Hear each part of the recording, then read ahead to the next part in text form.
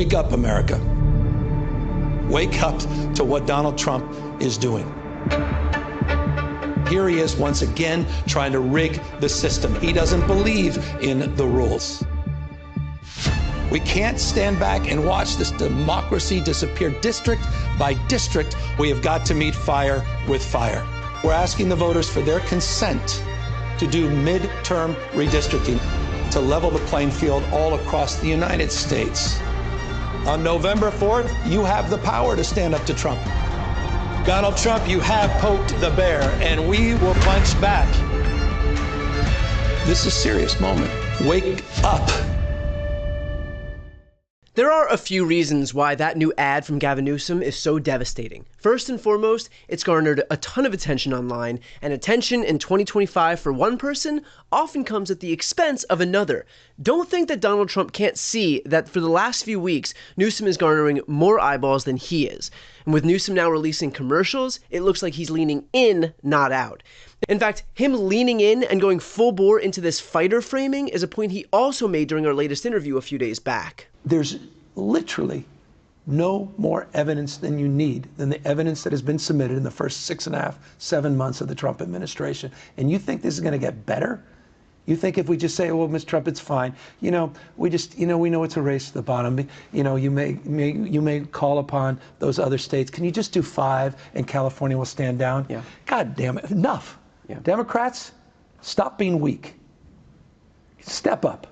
These guys have been dominating the narrative. They have been defining the terms of the debate. It's time to get on our off our heels, onto our front toes. It's time to do just that. Dominate the narrative, flood the zone, and surround sound. It's time for us to all band together. I said that, this is not no do-over. This is it.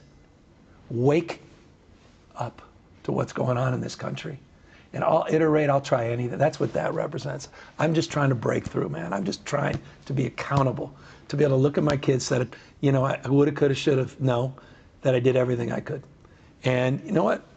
See what fate brings. But we're going to put everything on the damn line. And that's, why I'm proud of the folks from Texas. And that's why I'm proud of folks showing up at the No Kings rally. People haven't given up yet. Yeah. I'm telling you, we can win. We're going to do this. We can win this November. We can win next November. And then we can get this country back on track. And so again, we can all see that Newsom is leaning heavily into the fighter framing, something I've personally been begging for years. The fact that he's getting attention now is not just offering him positive reinforcement, it's sending a message to the rest of the Democratic Party that this is what the country is looking for. I can't tell you how many videos I've watched online from people saying something along the lines of, I don't know that Newsom aligns perfectly with my politics, but the guy is the only one out there fighting, so I'm on board. This is a message not just of support for Newsom, but to the other Democrats out there that we are sick and tired of being the party of strongly worded letters. We are sick and tired of putting up with half-assed fights that ultimately end in capitulation because of norms or the parliamentarian or the filibuster. You never see those things stop Republicans. So often, it feels like Republicans won't allow anything or anyone to tell them no, while Democrats will look for any excuse not to get to yes. I spoke with Mehdi Hasan about this phenomenon. Here's what he had to say. Mehdi, do you think that what we're seeing right now from some of the Democrats out there are a few governors who are vowing to fight back against what Texas Republicans are doing? We see Gavin Newsom, J.B. Pritzker. We've seen to some degree Kathy Hochul in New York, although she's limited by what New York's Constitution allows them to do. Although I would also make the argument that Republican states have been limited by what they're able to do, and they've done it anyway. We saw unconstitutional maps enacted in Louisiana and Alabama, and still they did that at such a late time that even though the courts noted that they were unconstitutional gerrymanders, it was too close to the election for them to change it. They relied on the Purcell doctrine. So I think if there was really a desire to get this stuff done, we don't have to look far to see what it looks like when those Republican governors get it done. But that notwithstanding, do you think that that we're seeing something of a sea change among Democrats who have for so long been the party of strongly worded letters? I hope so. I'm going to reserve judgment until I see some actions back up those words. Illinois Governor Pritzker, New York Governor Hochul, and California Governor Newsom have all said the right things. Now they've just got to do it. Right. As you say, there are some limitations, but these are the same limitations that Republicans overcome all the time. You and I, at the Zateo event in LA, talked at great length in front of the audience about the Senate parliamentarian and how Senate Democrats deferred to the parliamentarian and said, well, she said we can't do a minimum wage increase. She said we can't put this in our bill. Republicans came along and they refused to even meet with the parliamentarian when they did their big ugly ass bill. So that is the difference in the two parties. I hope, and I've said this before to you and to others, I hope Democrats learn the right lessons from this period of opposition. That when their opponents get into power, they're not limited by conventions or norms or all the other things that now seem so quaint and antiquated. And you can't play this whole moral high ground game. Like, well, they're going to do this stuff, but we're going to stay pure. Doesn't work like that. You do that and you lose. And it's worse than just losing. You do that and you abandon your constituents who need you. Mehdi, we've spoken about this idea that what the future of the Democratic Party is going to look like is not necessarily whether progressivism wins out or a more moderate posture wins out, but rather this idea of Democrats who are actually going to stand up and fight.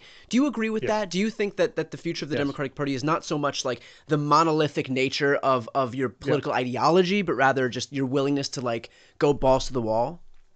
I've been saying that for a while. I said that when Democrats were in office as well. I think, the left-right dimension is still important in policy terms, for sure. But in terms of saving American democracy, standing up to the Republican Party, it's less relevant. It's about who actually has the balls, the backbone, the ability, the desire, the communication skills to actually take the fight to the other side and fight on their terrain, not your own terrain. So I hope this is a message, loud and clear, to every Democrat out there. We are tired of being rolled. We are tired of strongly worded letters. We are tired of losing. Stand for something and fight for it. We can tell when you're bullshitting. We can tell when you're saying nice things for the cameras. Newsom gets credit here because he said that we have to fight fire with fire in Texas, and then he did it. Redistricting is going to be on the ballot in just 10 weeks. Was it an enormous lift? Yeah. Would there have been 1,000 reasons not to do it? Absolutely. Did it get done anyway? Yes. That's what it looks like when you actually fight for something. Every other elected official, take note. You don't get credit for saying things that sound good, you get credit for doing them. Who's the next governor that's going to introduce new maps? Who's the next state legislator that's going to neutralize what's happening in Texas and Missouri and Indiana and Florida? Who's the next Democrat to recognize the urgency of the moment that we're in right now? Who's going to disabuse the Democratic Party of this prevailing notion that extraordinary times call for ordinary responses? Because that might have worked in the past, but we are in a new era, one where our leaders need to actually stand up and lead. To that end, we all have a role to play in this. Part of showing the rest of the country, and certainly the rest of the party, what it means to step up relies on these map redraws here in California actually passing. That means we need to convince tens of millions of Californians in just 10 weeks' time why it is so critical to redraw our maps and neutralize the blatant power grab happening in Texas. Republicans are going to pour millions upon millions into killing this referendum. Why? Because they know it's easier to kill it in California than nationwide. And so all of their money, all of the billionaires are going to coalesce right here into this state. We have to make sure that we win, not just to protect our democracy, but also to send a signal to other Democrats nationwide that when they fight for us, we all will show up. This is going to be an incredibly expensive effort, so if you can contribute anything, please do so. I'm going to put the link to donate on the screen, in the post description, and in the comments. So let's all do our part and fight to save our democracy. Before you go, if you enjoyed this content and you want to see more and support independent media, please subscribe to this channel. The subscribe button will be right here on the screen. But second, the reality is that we are now in a political environment where this administration can lean on any of the social media platforms to suppress certain voices if they don't like critical coverage. That means my longevity here is in the hands of a few tech billionaires who are already making it clear that they are willing to cater to this administration. To that end, signing up for my newsletter is a way for me to reach you directly if that ever becomes necessary. I'll put the link right here on the screen as well, so please sign up. It's free, but there's also an option to do a paid subscription if you'd like to support me and my team. I really appreciate it. Thanks so much for watching.